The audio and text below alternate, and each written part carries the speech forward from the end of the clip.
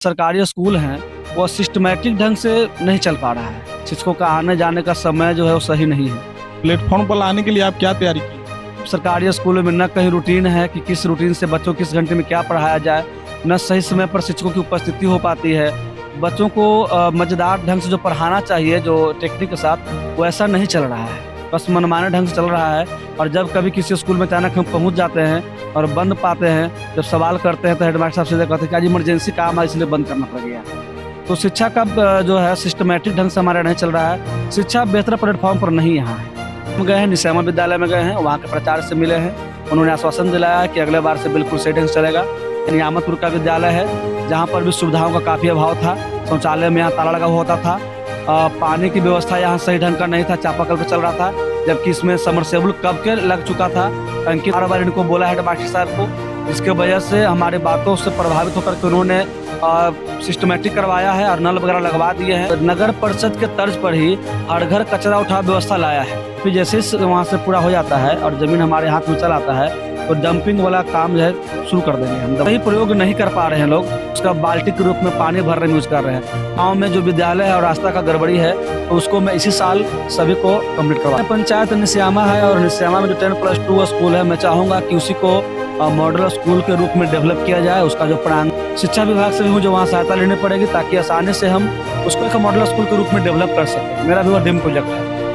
रूप में 4 वार्ड में लाइट लगाने की व्यवस्था करवाई है। 4 वार्ड में ही लगाना है तो मैं किसी 4 वार्ड में लगाता हूँ, बाकी 6 में बाकी रह जाएगा तो वो लोग तो गाली देना शुरू कर देंगे। खाद वगैरह कहाँ पर मिल रहा है, यूरिया कहाँ पर व्यवस्था किया गया है, उन सभी का सूचना मैं लेकर के कृषि विभाग से और आम लोगों तक पहुँचाते रहता हूँ व्हाट्सएप के माध्यम से, जिनको जहाँ आवश्यकता पत्र दिलवा देता हूँ। जग था जो राजू सिंह का चल रहा था निश्यामा में, जहाँ पर यूरिया खाद मिल रहा था, उसको भी क्लेम उस पर गया था, जिसकी वजह से उनका दुकान भी बंद कर दिया गया है। आपके चैनल के माध्यम से मांग करता हूं कि हमारे निश्यामा पंचायत में किसानों के लिए 2-3 दुकान कम से कम व्यवस्था करवा दे। चालू करवाने की कोशिश आप? हाँ, उस पर बात चली है। मैंने अपना जो एडीओ हमारे हैं शकील अहमद जी, उनसे मैंने बात किया है तो उन्होंने बोला कि अभी जांच चल रही है, जांच की प्रक्रिया पूर्ण होने के बाद ही उस पर आगे कार्रवाई की जाएगी। पहले से ही पेंशन पर काम करते आ रहा है। पब्लिक के लिए फॉर्म छपवाकर निःशुल्क रखा हुआ हूँ और उनका पेंशन बनवाने में 1 रुपये भी खर्च नहीं होने देता हूँ। बस फोटो खिंचवा करके फोटो कॉपी करवाते हैं, वही खर्च उनका है। पॉकेट में ही मुहर रहता है एनी टाइम, अभी भी देख सकते हैं। जब भी मैं रहता हूँ, जहाँ भी निकलता हूँ तो एनी टाइम मेरे जेब में मेरा पैड और मुहर रहता है। वो खुद फॉर्म अपना कंप्लीट कर करके रखे, मैं कहीं भी रहूंगा उनका साइन मुहर तुरंत हो जाएगा, उनका पेंशन बन जाएगा। देखिए, इसमें आम लोगों के भी जो है सहभागिता अनिवार्य है। अगर क्यों या रिलेटिव ही है कि सरकारी स्कूल में शिक्षा की जो व्यवस्था है वो प्राइवेट स्कूलों की तरह नहीं है, उससे लो है। क्योंकि जितने भी शिक्षक सरकारी स्कूल में पढ़ाने आ रहे हैं उनके कोई भी बच्चा सरकारी स्कूल में नहीं पढ़ता है। तो अचानक माइक लेकर आप किसी स्कूल में पहुंच जाइए और कोई टीचर क्लास में पूछिए कि अभी किस विषय का घंटी चल रहा है, इसके बाद कौन सा विषय पढ़ाने वाले आप हैं, उनको जानकारी नहीं होता है। तो सरकारी स्कूल में वास्तव में अभाव है, सिस्टम का अभाव है। रहा हूँ कि मैट्रिक का रिजल्ट होगा तो अपने पंचायत से 3 टॉपर को हम चुनेंगे। फर्स्ट टॉपर को 2500, सेकंड टॉपर को 1500 और थर्ड टॉपर को 1000 की राशि से हम उसको पुरस्कृत करेंगे। साथ में ग्राम सभा बुला के उसको मेडल देकर के, मोमेंटो देकर के भी सम्मानित करेंगे। इनके बच्चे जो बेवजह घर पे रोके हुए हैं, प्राइवेट स्कूल में पढ़ाने में जो कक्षा में नहीं जा पाते हैं, तो बच्चों को घर पर न रोकें, सरकारी स्कूल में बच्चों को अवश्य भेजें। आंगनबाड़ी केंद्र भी मैंने यहाँ बनवाया है, बिल्कुल टाइल्स लगा करके चकाचक आंगनबाड़ी केंद्र बना हुआ है। तो छोटा जो बच्चा है उसको आंगनबाड़ी में भेजिए, जो स्कूल जाने लगे उसको स्कूल भेजिए। इससे क्या होगा, बच्चों को खाने की व्यवस्था यहाँ है। नमस्कार साथियों, मैं लवकुश कुमार पांडे और आप देख रहे हैं हीरा न्यूज बिहार। हम आए हुए हैं निश्यामा पंचायत के प्रतिनिधित्व कर रहे हैं चंदन कुमार भारती हैं। आज कुछ इनके पंचायत के कार्य के बारे में आज जानने के लिए हम लोग आए हैं। आइए हम बात करते हैं। सबसे पहले चंदन जी को हार्दिक शुभकामना देते हैं जीत के लिए। बहुत बहुत धन्यवाद आपका यहाँ आगमन के लिए और आपके चैनल को हमारी शुभकामनाएं। और सबसे पहले चंदन जी, हम आपसे जानना चाह रहे हैं, आप एक टीचर हैं, कायक स्कूल भी आप चलाते हैं, आपका मन जो है जागी? देखिए, बेसिकली मुख्य रूप से मैं शिक्षक ही हूँ और आज मुखिया होने के बावजूद भी मैं अपना जीवन जो शिक्षक के रूप में जीता हूँ। मैं विगत कई वर्षों से देखता आ रहा था कि पंचायत में जिस तरह से विकास का रफ्तार होना चाहिए जो योजनाएं आती है और आम लोगों तक जमीन पर पहुंचना चाहिए, वो मिल नहीं पा रही थी। और मुझे कहीं ना कहीं मेरे मन में एक कसक सी थी कि आखिर किसी न किसी को, एक युवा पीढ़ी को आना होगा, ताकि आज की आधुनिक सोच के अनुसार नए तकनीक के साथ कार्य किया जा सके। इसीलिए मैं अपना स्कूल चलाते हुए भी इस क्षेत्र में आया, ताकि विकास का सही रास्ता जो है चुन करके अपने पंचायत को आदर्श पंचायत के रूप में बना सकूं। अच्छा, हम और जानना चाह रहे हैं, सबसे पहला बात है कि विकास के लिए जो है आप क्या क्या ध्यान दे रहे हैं? देखिए, विकास का पैमाना जो है वो काफी बृहद है। ग्रामीण क्षेत्रों में और निचले तबके के लोग विकास को आज भी मात्र इंदिरा आवास और नंजल के रूप में देखते हैं, जबकि मेरा यह मानना है कि विकास का वह पैमाना नहीं है। विकास का सही मायने में कि चहुमुखी विकास होना चाहिए। विकास का मतलब शिक्षा, स्वास्थ्य, साफ सफाई, ये सारे चीज उसमें शामिल हैं। न कि केवल गली बन जाए, नली बन जाए और इंदिरा आवास मिल जाए, विकास नहीं है। विकास का मतलब कि चहुमुखी विकास हो, हर क्षेत्र में शिक्षा में सुधार हो, स्वास्थ्य में सुधार हो, लोगों का रहन सहन में सुधार हो, सरकारी योजनाएं आम लोगों तक पहुंच सके, तब सही मायने में विकास होगा। अच्छा, और एक चीज हम जानना चाह रहे हैं, शिक्षा पर आपका क्या जोर दे रहे हैं? मैं खुद ही पिछले 17 वर्षों से अपना प्राइवेट स्कूल चला रहा हूँ। पेशे से मैं शिक्षक ही हूँ। और मैंने विद्यालय को विजिट किया है, अपने जो पंचायत में विद्यालय है। मैं देख रहा हूँ कि अपने यहाँ जो सरकारी स्कूल हैं वो सिस्टमेटिक ढंग से नहीं चल पा रहा है। शिक्षकों का आने जाने का समय जो है वो सही नहीं है। साथ ही सरकारी स्कूलों में न कहीं रूटीन है कि किस रूटीन से बच्चों को किस घंटे में क्या पढ़ाया जाए, न सही समय पर शिक्षकों की उपस्थिति हो पाती है। बच्चों को मजेदार ढंग से जो पढ़ाना चाहिए, जो टेक्निक के साथ, वैसा नहीं चल रहा है। बस मनमाने ढंग से चल रहा है। और जब कभी किसी स्कूल में अचानक हम पहुंच जाते हैं और बंद पाते हैं, जब सवाल करते हैं तो हेडमास्टर साहब सीधे कहते हैं कि आज इमरजेंसी काम है इसलिए बंद करना पड़ गया। तो शिक्षा का जो है सिस्टमेटिक ढंग से हमारा नहीं चल रहा है। शिक्षा बेहतर प्लेटफॉर्म पर नहीं यहाँ है। तो प्लेटफॉर्म पर लाने के लिए आप क्या तैयारी किए हुए हैं? और इसके लिए हम जैसे ही नया सत्र आएगा, सभी विद्यालयों में घूम घूम करके, विजिट कर कर करके, और वहाँ शिक्षक और जो शिक्षा समिति बनी है जिसमें गांव के लोग भी शामिल होते हैं और वार्ड शामिल होते हैं, उन सभी के साथ बैठक कर कर करके और उस पर एक बेहतर मार्गदर्शन उनको दिया जाएगा। और साथ ही साथ हम शिक्षा विभाग से, बीओ साहब से मिल करके भी पंचायत में जितने भी स्कूल की जो कमियां हैं उसको दूर करने के लिए प्रयास करेंगे हम। अच्छा, तो अभी बात उतना नहीं किए हैं? हाँ, बात हुई है। 2 स्कूल में हम गए हैं, निश्यामा विद्यालय में गए हैं, वहाँ के प्राचार्य से मिले हैं। उन्होंने आश्वासन दिलाया है कि अगले बार से बिल्कुल सही ढंग से चलेगा। यहाँ जो देख रहे हैं, यह नियामतपुर का विद्यालय है, जहाँ पर भी सुविधाओं का काफी अभाव था। शौचालय में यहाँ ताला लगा हुआ होता था। पानी की व्यवस्था यहाँ सही ढंग का नहीं था, चापाकल पे चल रहा था, जबकि इसमें समरसेबुल कब के लग चुका था, टंकी था। तो यहाँ पर हमने बार बार इनको बोला हेड मास्टर साहब को, जिसके वजह से हमारी बातों से प्रभावित होकर के उन्होंने सिस्टमेटिक करवाया है और नल वगैरह लगवा दिए हैं। शौचालय में और रसोई घर में नल लग गया है। ये भी सुधार धीरे धीरे यहाँ भी हो रहा है। अच्छा, ये तो ठीक है, नल लग गई है, सब चीज पर सुधार धीरे धीरे हो रही है। सफाई पर आपका क्या ध्यान है? देखिए, सफाई के लिए जब मैं पिछले साल ही यहाँ पर नगर परिषद के तर्ज पर ही हर घर कचरा उठाव व्यवस्था लाया है। यहाँ ग्रामीण क्षेत्रों में जनता जो है जानकारी के अभाव बस कचरा प्रबंधन जो मैंने व्यवस्था किया है उसका सही प्रयोग नहीं कर पा रहे हैं लोग। मैंने डस्टबिन दिया था हर घर में 2 डस्टबिन दिया गया था, हरा और नीला, जिसमें सूखा कचरा और गीला कचरा अलग अलग रखना था। लेकिन ये सही ढंग से लोग यूज उसका नहीं कर पा रहे हैं और कोई उसका बाल्टी के रूप में पानी भरने में यूज कर रहे हैं। तो इसके लिए भी मैं जागरूकता अभियान चलाने जा रहा हूँ, जिसका शुरुआत मैं अपने निश्यामा पंचायत के निश्यामा गांव से करने जा रहा हूँ। और मार्च से पहले संभावित, या तो होली से पहले या होली के बाद, मतलब मार्च महीने में ही एक अभियान चलेगा जहाँ पर आम लोगों का भी इसमें सहभागिता हो। और मैं उस पर सफाई पर एक खुद से ऑडियो बनवा कर करके और जन जागरूकता अभियान चलाऊंगा जो हर गांव से होते हुए गुजरेगा। डंपिंग योजना आपके पंचायत में अभी तक कहीं पर व्यवस्था की गई है या नहीं? और डंपिंग के लिए जगह चूज कर लिया गया है और सीओ साहब की थोड़ी सी व्यवस्था की वजह से, और किसान जिनका जो गर्मजरवा जमीन था वो अपने खेत में मिलाए हुए थे, उनकी सहमति ठीक से नहीं बन पा रही थी कि जमीन थोड़ा सा इधर उधर हो गया है। तो उसके लिए नेक्स्ट वीक में नापी का समय दिया गया है। और नापी जैसे वहां से पूरा हो जाता है और जमीन हमारे हाथ में चल आता है तो डंपिंग वाला काम जो है शुरू कर देंगे हम। WPU बनना वहां पर है, वो भी जल्दी स्टार्ट हो जाएगा। अच्छा, आपके पंचायत के जो जनता है आपके कार्य में सहयोग कर रहे हैं? देखिए, जनता जो है काम का जो सही तरीका है, किस स्तर से कार्य होता है, इसकी जानकारी नहीं होती है। लोगों में बहुत सारी गलत भ्रांतियां हैं, बहुत सारी अफवाह हैं। ह्यूमर की वजह से, जानकारी के अभाव के कारण लोग को यह पता नहीं हो पाता है कि काम किस तरीके से, किस योजना से, किस फंड से हो रहा है। मैं उन्हें समझाने का पूरा प्रयास करता हूँ और जहाँ तक है सहयोग मिल रहा है। कहीं-कहीं अड़चन भी आता है, काम में बाधा भी होता है, लेकिन मैं जब साइट पर पहुँच जाता हूँ, अपने बातों को रखता हूँ स्पष्ट रूप से, पारदर्शी तरीके से, तो फिर वो आसान हो जाता है, फिर हो जाता है सॉल्व उसका। अच्छा, एक चीज और हम जानना चाह रहे हैं मुखिया जी, कि से हम कहीं कहीं देखे हैं कि से नाली और सड़क बढ़िया से व्यवस्था नहीं की गई है। कहीं नाली में काम अगर लगी हुई है तो खुला छोड़ दिया गया है।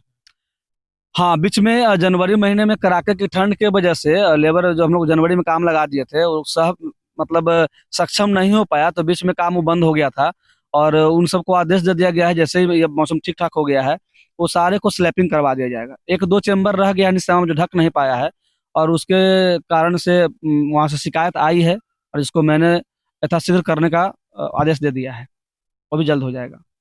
अच्छा, एक चीज और हम जानना चाह रहे हैं, सड़क की व्यवस्था आपके गांव में, आपके पंचायत में कहाँ कहाँ काम लगी है या काम हो गई है, ये बात? हाँ, अभी नियामतपुर में ही अपने गाँव में एससी जो एरिया है, रविदास समाज के लोग जहाँ पे हैं, वहाँ पर आज ही ढलाई का काम कंप्लीट हुआ है। कल स्टार्ट हुआ था, वो कंप्लीट हो चुका है आज। फिनिशिंग उसको दे दिया गया है। साथ ही अपने पंचायत का 10+2 स्कूल निस्यामा में जो है, उसके लिए वहाँ जाने का साधन नहीं था। बरसात के मौसम में शिक्षकों और बच्चों को जाने में वहाँ काफ़ी परेशानी होता था। तो उसको मैं रोड बनवाने का काम कर रहा हूँ, उसमें काम लगा हुआ है, मिट्टी भराई का काम हो चुका है।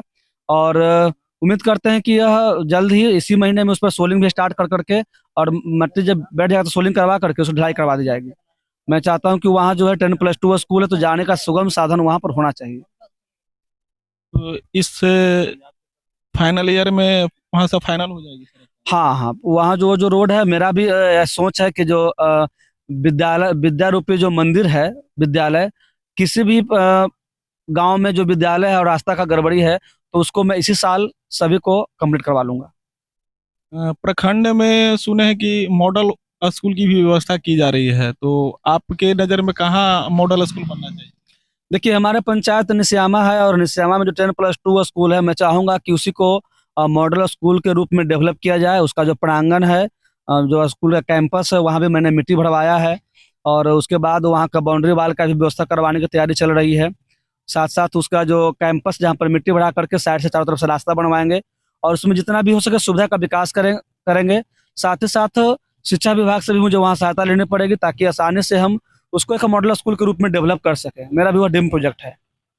अभी निस्यामा पंचायत में कहीं पर लाइट की कोई व्यवस्था नहीं है, लाइट के लिए क्या? देखिए, योजना लिया हुआ है, और सरकार ने प्रथम रूप में 4 वार्ड में लाइट लगाने की व्यवस्था करवाई है। हालांकि कभी कभी होता है यह, जैसे जनता को इससे काफी मतलब परेशानी का सामना करना पड़ता है, जनता उत्तेजित भी हो जाते हैं। अगर 10 वार्ड हमारे पंचायत में है, और मात्र अभी 4 वार्ड में ही लगाना है, तो मैं किसी 4 वार्ड में लगाता हूँ, बाकी 6 में बाकी रह जाएगा, तो वो लोग तो गाली देना शुरू कर देंगे कि मुखिया जी देख देख करके, चेहरा देख करके, और अपने अपने जो निजी इनका एरिया होता है। तो पहले मैं कहना चाहूँ कि हमारा पूरा पंचायत ही है वो मेरा है, सभी मेरा निजी हो जा रहा है, वो है सार्वजनिक रूप से मैं उसको देखना चाहता हूँ। तो इसीलिए सार्वजनिक रूप से सभी वार्डों में चयन किया जाना चाहिए था, जबकि सरकार ने 4 वार्ड में लगाने का आदेश दिया है। तो मैं 1 से लेकर 4 वार्ड तक उसका योजना डाल चुका हूँ। अब जिस दिन गवर्नमेंट की ओर से आदेश आ जाएगी, उम्मीद करते हैं कि मार्च में अपने यहाँ सोलर लाइट लगना शुरू हो जाएगा। इसके लिए हमने योजना ले लिया है। अब जो है आपके पंचायत में पेड़ पौधे की व्यवस्था? हाँ, हमारे यहाँ मनरेगा के तहत पेड़ लगाने की व्यवस्था है, जो जो किसान लगाना चाहते हैं। मैंने पंचायत में एक व्हाट्सएप ग्रुप क्रिएट किए हुए हैं पंचायत के नाम से, जिसमें लगभग 650 लोग जुड़े हुए हैं, और मैं प्रयास कर रहा हूँ कि अधिकतम लोग उसमें जुड़े, ताकि उनको सूचना मिल सके। इसके लिए मनरेगा की ओर से पेड़ लगाने की व्यवस्था है, जहाँ पर उसके कांटेदार तार से घेरने के लिए भी सरकार अनुदान देती है। वृक्ष को देखभाल करने के लिए भी उसके लिए जो व्यक्ति वहां पर रहेगा, उसके लिए भी सरकार राशि देती है, ताकि जो वृक्ष लगे वह सूखे ना, और अच्छी तरह से बड़े होकर के वह हमें अपने वातावरण को शुद्ध करने में मदद करे। और किसान के लिए? किसान के लिए भी जो जो योजनाएं प्रधानमंत्री की ओर से चल रही है, या तो बीज वगैरह गवर्नमेंट की ओर से आता है, कीटनाशक वगैरह इसका खाद वगैरह कहाँ पर मिल रहा है, यूरिया कहाँ पर व्यवस्था किया गया है, उन सभी का सूचना मैं लेकर के कृषि विभाग से और आम लोगों तक पहुंचाते रहता हूँ व्हाट्सएप के माध्यम से, जिनको जहाँ आवश्यकता पड़ती है दिलवा देता हूँ। लोग किसान आपके पंचायत में कहते हैं कि भाई हमको खाद जो है सही टाइम से नहीं मिल पा रही है। देखिए, ये खाद वाली समस्या मेरे ओर से नहीं क्रिएट हो रही है, ये गवर्नमेंट की ओर से ही। अपने यहाँ मात्र एक ही जगह था जो राजू सिंह का चल रहा था, निस्यामा में, जहाँ पर यूरिया खाद मिल रहा था, उसको भी क्लेम उस पर गया था, जिसकी वजह से उनका दुकान भी बंद कर दिया गया है। तो अपने पंचायत में किसानों के लिए भी एक भी दुकान नहीं है जहाँ पर खाद वगैरह उपलब्ध कराया जाए। इसके लिए लोग शहरी क्षेत्र में मसौढ़ी बाजार से ब्लैक में फिर लेने को मजबूर हो जाते हैं। तो मैं आपके चैनल के माध्यम से मांग करता हूं कि हमारे निस्यामा पंचायत में किसानों के लिए 2-3 दुकान कम से कम व्यवस्था करवा दी जाए, ताकि अलग अलग पार्ट में कुछ कुछ भी सामान आता है तो 3 जगह से लोग लेकर के अपना काम को पूरा कर सकते हैं। जो क्लेम लगा, क्लेम के थ्रू बंद किया गया, तो पुनः उसको जांच कर करके चालू करवाने की कोशिश आप की है? हाँ, उस पर बात चली है। मैंने अपना जो एडीओ हमारे हैं शकील अहमद जी, उनसे मैंने बात किया है, तो उन्होंने बोला कि अभी जांच चल रही है, जांच की प्रक्रिया पूर्ण होने के बाद ही उस पर आगे कार्रवाई की जाएगी।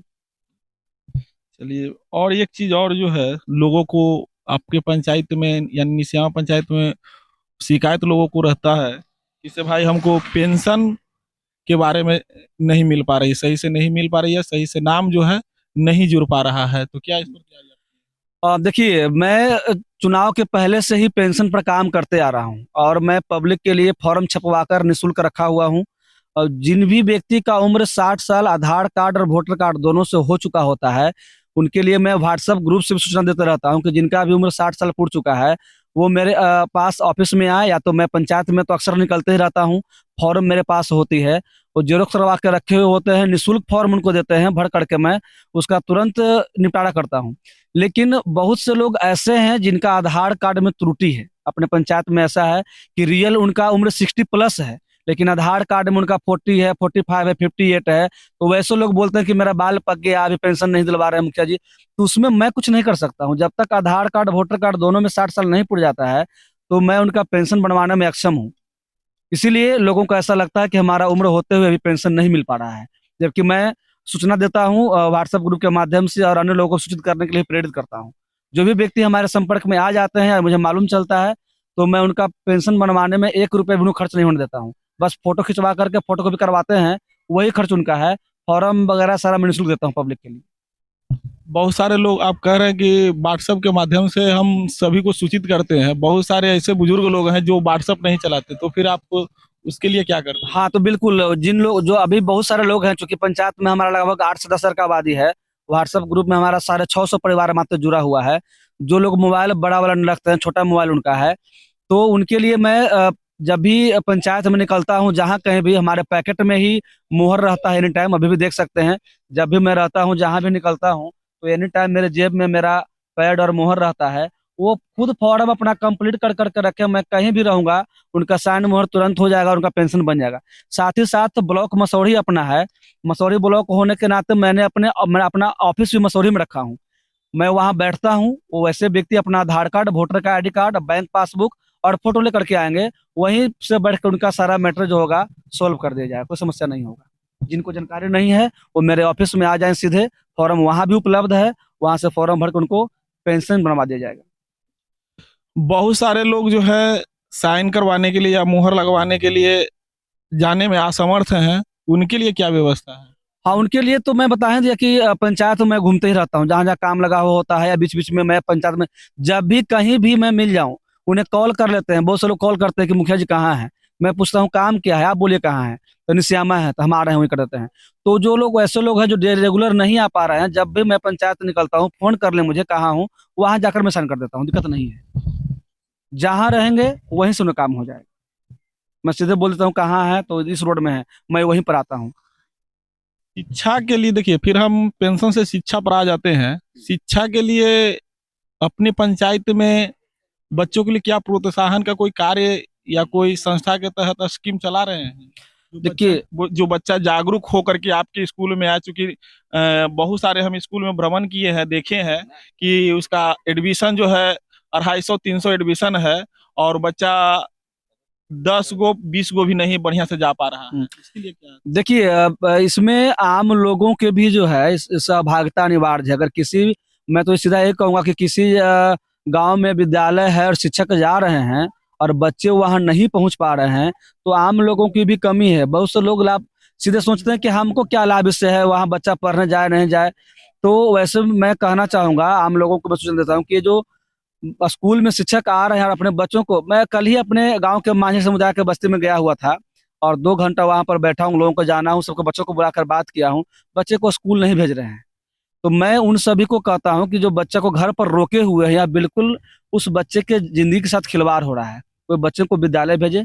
जब तक बच्चे विद्यालय नहीं पहुंच पाएंगे, शिक्षक आकर बैठे रहेंगे, तो उससे कोई फायदा नहीं होगा। और विद्यालय का जो व्यवस्था है अभी गवर्नमेंट की ओर से काफी सुदृढ़ नहीं है। जब भी एचएम से बात होती है तो बोलते हैं कुछ न कुछ कमी दिखा देते हैं कि अभी फंड मेरे पास नहीं है, डेवलपमेंट नहीं कर पा रहे हैं। तो आम लोग जब तक जागरूक नहीं होंगे, जिनके बच्चे हैं विद्यालय नहीं आएंगे, तब तक शिक्षा में सतत विकास नहीं हो पाएगी। बहुत सारे प्राइवेट स्कूल भी है जहां पर फीस लिया जाता है, उसके बावजूद भी वहाँ बच्चों की संख्या अधिक होती है। लेकिन हमारे सरकारी स्कूल में हर तरह की सुविधा मिलती है, खाने के लिए, किताब के लिए, ड्रेस के लिए, लेकिन फिर भी यहाँ बच्चे की संख्या कमते जाता है। तो उसके लिए आप क्या कर रहे हैं कि से स्कूल, सरकारी स्कूल में बच्चे की संख्या बढ़े? हाँ, ये तो बिल्कुल सही बात है कि सरकारी स्कूल में सुविधा सरकार चाहे तो बेहतर कर सकती है। प्राइवेट स्कूल बहुत सारे हैं जो हाई टेक्नोलॉजी का यूज कर रहे हैं, आधुनिक युग के अनुसार जो है स्कूल में आधुनिक सुविधाएं दे रही है। सरकारी स्कूलों में वो सारी सुविधाएं यहाँ पर देखने को नहीं मिल रही है। जैसे दिल्ली में बात कीजिए अरविंद केजरीवाल जी का, उन्होंने सरकारी स्कूल को प्राइवेट स्कूल से भी बेहतर बना दिया है। तो सरकारी स्कूल में सुविधाएं का अभाव है और लोगों में ऐसी मानसिकता भी बनी हुई है, रियलिटी भी है कि सरकारी स्कूल में शिक्षा की जो व्यवस्था है वो प्राइवेट स्कूलों के तरह नहीं है, उससे लो है। क्योंकि जितने भी शिक्षक सरकारी स्कूल में पढ़ाने आ रहे हैं, उनके कोई भी बच्चा सरकारी स्कूल में नहीं पढ़ता है, वे सभी प्राइवेट स्कूल के ऊपर निर्भर हैं। मतलब जो सरकारी स्कूल के शिक्षक हैं वो अपने आप पर भी विश्वास नहीं रख रहे हैं कि मैं अपने बच्चों को पढ़ा सकता हूँ, और सरकारी स्कूल में बच्चों का नामांकन नहीं करवाते हैं। मैं तो एक प्राइवेट टीचर हूँ और पिछले 18 वर्षों से मैं पढ़ा रहा हूँ। मैं देख रहा हूँ सरकारी स्कूल का भी हाल देख रहा हूँ, प्राइवेट स्कूल का भी हाल देख रहा हूँ। मैंने पहले ही एक शब्द में कहा था कि सरकारी स्कूल में सिस्टमेटिक पढ़ाई की व्यवस्था नहीं है, नहीं तो रूटीन है, नहीं तो अचानक माइक लेकर आप किसी स्कूल में पहुंच जाइए और कोई टीचर क्लास में पूछिए कि अभी किस विषय का घंटी चल रहा है, इसके बाद कौन सा विषय पढ़ाने वाले आप हैं, उनको जानकारी नहीं होता है। न उनके यहाँ रूटीन है, न ही किताब से पढ़ाई होती है, और न ही वहाँ बच्चों को नोट्स और क्वेश्चन करवाया जाता है। तो सरकारी स्कूल में वास्तव में अभाव है, सिस्टम का अभाव है, सही ढंग से नहीं चला पा रहे हैं। साथ साथ शिक्षा समिति बना हुआ है, उसकी भी यहाँ रेगुलर बैठक नहीं होती है। आम लोगों के साथ बैठक हो, शिक्षा समिति जो बना हुआ है ग्रामीण स्तर पर, वो सवाल करे कि बच्चों को इस महीने में क्या क्या पढ़ाया गया, कैसे पढ़ाई व्यवस्था चल रहा है। आम लोग जागरूक होंगे तब सरकारी स्कूल में बच्चों की संख्या बढ़ेगी। अन्यथा इस तरह से जो अभी सिस्टमेटिक ढंग से नहीं चल रहा है, तो बहुत सारे लोग सरकारी स्कूल में बच्चों को भेजना नहीं चाहते हैं। सरकारी स्कूलों में बच्चों की संख्या बढ़ाना है तो पढ़ाई का व्यवस्था बिल्कुल सही होनी चाहिए। समय से घंटी लगे, समय से प्रार्थना हो, समय से क्लास चले, टीचर जाएं क्लास में। लेकिन मैं देखता हूं कि टीचर आपस में बात करते रहते हैं, क्लास खाली रहता है, ऑफिस बैठ के टाइम निकल जाता है, जिसका मैं घोर विरोधी हूँ। तो नए सत्र में इसको हम लोग सब मिल करके आम युवाओं से हम सब सहयोग लेंगे और इस कमियों को दूर करने का प्रयास करेंगे। आपके गांव में भी सरकारी स्कूल है जहां पर हम लोग बैठे हुए हैं, यहाँ पर ये टीचर, यहाँ पर जो बच्चे हैं, कितना बच्चे एडमिशन? देखिए रजिस्टर के अनुसार लगभग 200 बच्चे यहाँ पर हैं। ठीक है, पढ़ते कितना है? पढ़ने वालों की संख्या मुश्किल से 30 या 35, मैक्सिमम 50 तक जाता होगा। बाकी 150 बच्चे जो हैं उसका केवल नामांकन यहाँ है, स्कूल नहीं आते हैं। क्यों, आप तो खुद एक प्राइवेट टीचर हैं, आपके पास तो सारे स्कीम है, आप चाहे तो वो स्कीम आप सरकारी स्कूल में भी चलवा करके आप बच्चों को पुनः वापस लाने की कोशिश करें। देखिए यहाँ पर जितने शिक्षकों का सीट है वो पूरा जो है नहीं है। साथ ही साथ मैंने बताया कि सिस्टमेटिक ढंग से नहीं चलता है और गवर्नमेंट इस पर खास ध्यान नहीं, विद्यालय का भी जांच हलाली नहीं हो पाता है। और सुविधा के अभाव के कारण, सुविधाओं का यहाँ अभाव है, जिसके वजह से जो जागरूक अभिभावक हैं सरकारी स्कूल में बच्चों को भेजना नहीं चाहते हैं। तो उसके लिए सुधार तो करवा सकते हैं, लोगों को जागरूक करना। उसके लिए हालांकि एक दो बार मैंने देखा है कि यहाँ शिक्षक जो हैं यहाँ जा करके घर घर घूम करके दलित बस्तियों में जा करके बच्चों को बुलाने के लिए भी जाते हैं, लेकिन जागरूकता के अभाव में शिक्षक का महत्व को लोग नहीं समझ पाते हैं। जो समझ जाते हैं वो प्राइवेट स्कूल में चले जाते हैं, जो नहीं समझ पा रहे हैं वो लोग स्कूल में बच्चों को भेजते नहीं और घर पे रखे रहते हैं, जो कि सही नहीं है। इसके लिए भी हम जागरूकता अभियान चलाने का प्लान कर रहे हैं। कहीं कहीं मुखिया जी हम प्रोत्साहन के लिए देखे हैं कि से अभी हम कुछ दिन पहले देख रहे थे सोशल मीडिया पर कि से औरंगाबाद जिला में एक मुखिया जी थे जो जो बच्चा फर्स्ट लाए थे उसको 3 दिन के मुखिया बना दिए थे। तो उस तरह का कोई प्रोत्साहन के लिए कोई स्कीम आप लोग के पास तैयारी है? देखिए, अब इसके लिए गवर्नमेंट की ओर से कोई स्कीम नहीं आता है, लेकिन आपके चैनल के माध्यम से मैं घोषणा कर देता हूँ कि कल से मैट्रिक का एग्जाम होना है। हमारे पंचायत में जितने भी पंचायत के विद्यार्थी छात्र छात्राएं जो हैं मैट्रिक एग्जाम बिहार बोर्ड में बैठने जा रहे हैं, उनको मैं अपनी ओर से शुभकामना देता हूं। साथ ही आज आपके चैनल के माध्यम से अभी घोषणा कर दे रहा हूं कि मैट्रिक का रिजल्ट होगा तो अपने पंचायत से 3 टॉपर को हम चुनेंगे। आपके चैनल से मैं घोषणा कर रहा हूं, 3 टॉपर को चुनेंगे पूरे पंचायत से। जो मैक्सिमम मार्क्स लाने वाले first topper, second topper, third topper होंगे, उनको हम अगली जो ग्राम सभा हमारा होगा उसमें वहां बुला करके उनको सम्मानित करेंगे, जिसमें जो पहला जो फर्स्ट टॉपर होगा उसके अपने ओर से 2500 की राशि देंगे हम, सेकंड टॉपर होगा उसको 1500 की राशि, और जो थर्ड टॉपर होगा उसको 1000 की राशि हम ग्राम सभा में बुला करके आम जनता के सामने उसको पुरस्कृत करेंगे। साथ ही साथ मेडल और मेमेंटो देंगे। जो फर्स्ट टॉपर होगा उसका जो अपने जो हम जहां हम कोचिंग चूज करेंगे वहां उसको कोचिंग के लिए 1 साल का फी भी निःशुल्क हम देंगे। तो ये घोषणा मैं आपके चैनल से कर रहा हूँ। जो भी लोग इस चैनल के माध्यम से हमारे पंचायत के व्यक्ति सुन रहे हैं, और कल ही मैं व्हाट्सएप ग्रुप में अपने न्यूज भी डालूंगा कि हमारे पंचायत के जो भी विद्यार्थी इस बार जो एग्जाम में बैठने जा रहा है, 3 टॉपर को मैं चुनूंगा, जिसको मैं अपना स्वयं जेब से अपने तरफ से फर्स्ट टॉपर को 2500, सेकंड टॉपर को 1500 और थर्ड टॉपर को 1000 की राशि से हम उसको पुरस्कृत करेंगे। साथ में ग्राम सभा बुलाकर उसको मेडल देकर के, मोमेंटो देकर भी सम्मानित करेंगे। बहुत बहुत धन्यवाद मुखिया जी। आपने प्रोत्साहन के लिए जो फर्स्ट सेकेंड थर्ड लाने वाले जो विद्यार्थी होंगे उनको आप प्रोत्साहन करने के लिए एक राशि आप रखे हैं, और सभी जनता से एक अपील करिए भी करना चाहता हूं कि सब मैक्सिमम लोग जो है अपने स्कूल, सरकारी स्कूल में आने की कृपा करें। उस पर भी एक बार आप अपील। हाँ बिल्कुल, मैं कहना चाहूँगा अपने आम लोगों से जो सुन रहे हैं हमारी बात को, कि जो जिनके बच्चे जो बेवजह घर पे रोके हुए हैं प्राइवेट स्कूल में पढ़ाने में, जो कक्षा में नहीं जा पाते हैं, तो बच्चों को घर पर न रोकें, सरकारी स्कूल में बच्चों को अवश्य भेजें। उनसे ये फायदा होगा कि बच्चे जो छोटा बच्चा है उनको आंगनबाड़ी में भेजिए। आंगनबाड़ी केंद्र भी मैंने यहाँ बनवाया है, बिल्कुल टाइल्स लगा करके चकाचक आंगनबाड़ी केंद्र बना हुआ है। तो छोटा जो बच्चा है उसको आंगनबाड़ी में भेजिए, जो स्कूल जाने लगे उसको स्कूल भेजिए। इससे क्या होगा कि जब अभिभावक जो है बच्चे उनके स्कूल में होंगे, दोपहर में बच्चों को खाने की व्यवस्था यहाँ है, अभिभावक फ्री होकर के अपने आजीविका कमा सकेंगे। ऐसे जहाँ पर काम करने जाते हैं, मान लीजिए कोई ईंटा पारने वाले लोग हैं, तो बच्चों को साथ में भट्ठा पड़ के चले जाते हैं, जो कि सही नहीं है, उनके बच्चों के भविष्य से खिलवाड़ हो रहा है। और उनको चाहिए कि बच्चा को हम स्कूल छोड़ दें और खुद फ्री हो जाएं स्कूल छोड़ करके, और आसानी से जाके अपने आजीविका कमा सकें। मैंने पंचायत में जो आंगनबाड़ी केंद्र बनवाया है वो भी काफी बेहतर ढंग का है, जो पहले चरमराया हुआ था, और कई सारे जो है काम चला है जहाँ पर उसको हमने जीर्णोद्धार का काम किया है उस पर। चलिए धन्यवाद। हीरा न्यूज बिहार, लवकुश कुमार पांडे, कैमरामैन सुजीत के साथ। Thank you.